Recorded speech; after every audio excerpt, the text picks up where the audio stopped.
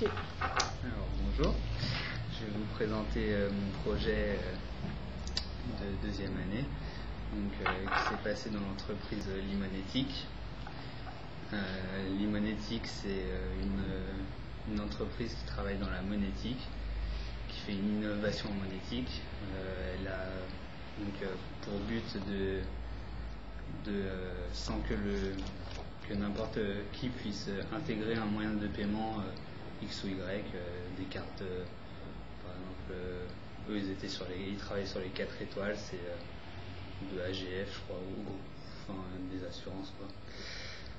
Et donc ça permet que par exemple sur Price Minister, les clients de AGF ou n'importe qui puissent payer sans que Price Minister n'ait rien à faire quoi. Que ce soit c'est Limonetic qui intègre tout, qui code tout.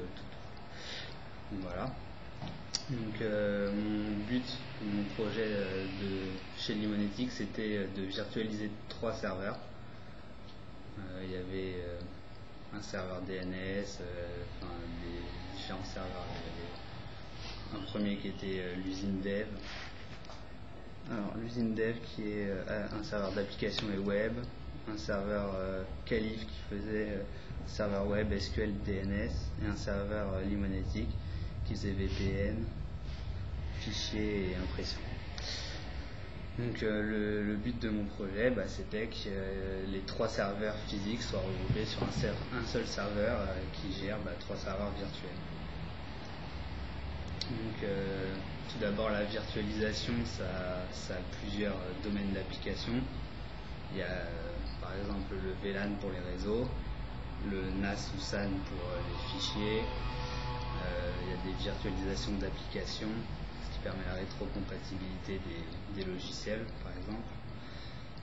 Virtualisation des serveurs, sur quoi j'ai travaillé, et virtualisation des postes de travail pour simplifier les clonages et tout ça. Donc la virtualisation, c'est tout d'abord sur un matériel physique qui soit virtualisé, c'est-à-dire logique, au niveau logiciel quoi. Moi j'ai surtout travaillé sur la virtualisation de serveurs donc il y a les avantages de la virtualisation. Déjà ça fait moins de serveurs physiques, donc c'est un coût moins cher. Au niveau du bruit, il y a moins de bruit, moins de consommation électrique, puis il y a des gains de temps pour les migrations, pour les sauvegardes, tout ça. La virtualisation, c'est aussi de nouvelles possibilités comme le déploiement rapide d'applications, de postes tout simplement. Le VLAN, ça permet une sécurité accrue des réseaux. Le VPN par exemple, ça permet de pouvoir sans limite d'espace de pouvoir communiquer avec son entreprise ou avec d'autres clients. Donc c'est un réseau virtuel créé sur internet. Et ça permet aussi des plateformes de test plus faciles. Donc moi j'ai principalement travaillé sur Hyper-V comme logiciel, comme hyperviseur. Donc un hyperviseur, c'est ce qui va permettre de virtualiser les serveurs et de pouvoir les gérer entre eux. Donc Hyper-V, c'est un logiciel c'est une fonctionnalité de Microsoft, Windows Server 2008, qui est implémenté avec le Windows Server 2008. Hyper-V, c'est en concurrence avec VMware, avec Xen de Oracle. Après, ce sont des produits concurrents.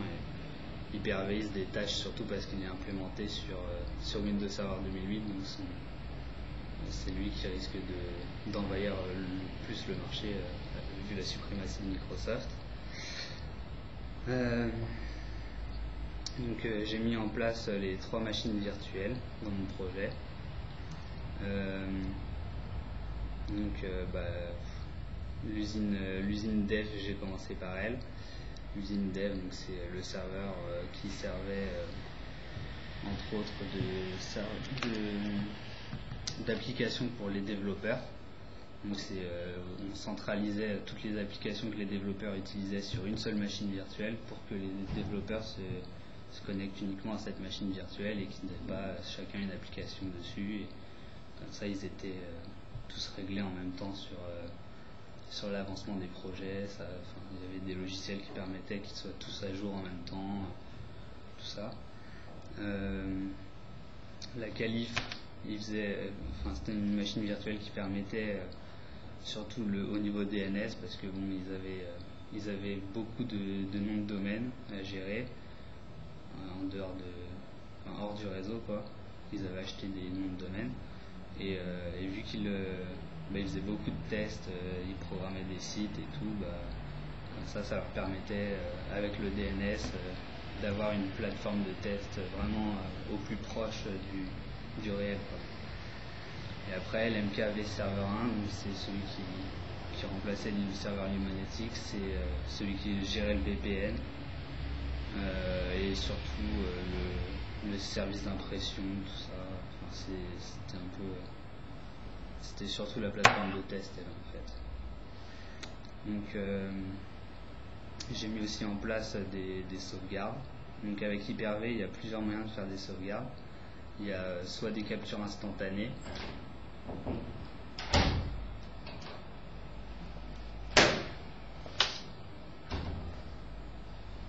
Donc à la base, les captures instantanées, c'est pas fait pour des sauvegardes, mais c'est utilisé comme ça. Normalement, c'est plus pour des plateformes de test. La capture instantanée, on prend une image, au moment où on la lance, ça bloque l'état d'avant. Donc il garde en mémoire l'état d'avant et on peut faire ce qu'on veut, on pourra revenir à l'état d'avant. Donc la capture instantanée, c'est surtout fait pour la sauvegarde, mais aussi pour les tests. Et sinon, ce qui est le plus utilisé sur Hyper-V, c'est l'exportation des machines virtuelles. Donc eux, ils utilisent surtout la Quick Migration, ce qui permet d'arrêter l'état de la machine virtuelle, de la mettre en pause, et à ce moment-là de pouvoir exporter, parce qu'à chaud on ne peut pas le faire. Donc d'exporter assez rapidement toutes les machines virtuelles sur des disques de sauvegarde ou autres supports. Et j'ai essayé de mettre en place une sauvegarde automatique quotidienne avec Windows Server Backup, qui est implémenté aussi sur Windows Server 2008. Et en fait, Windows Server Backup, il faut l'implémenter sur toutes les machines virtuelles, mais aussi sur la machine physique, pour qu'ils puissent communiquer entre eux. Et donc on programme une sauvegarde, moi j'avais mis quotidienne, parce qu'il n'y avait pas le choix. Et à ce moment-là, il fait une sauvegarde quotidienne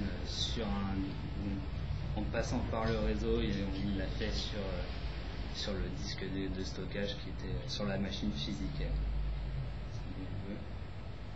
puis voilà. Donc en conclusion, dans mon stage, j'ai mis en place les 3 machines virtuelles qui, comme m'était demandé à mon début, comme le prévoyait mon projet. Donc ça m'a plu parce que la virtualisation, c'est dans l'air du temps, c'est assez nouveau et ça a de l'avenir. Et puis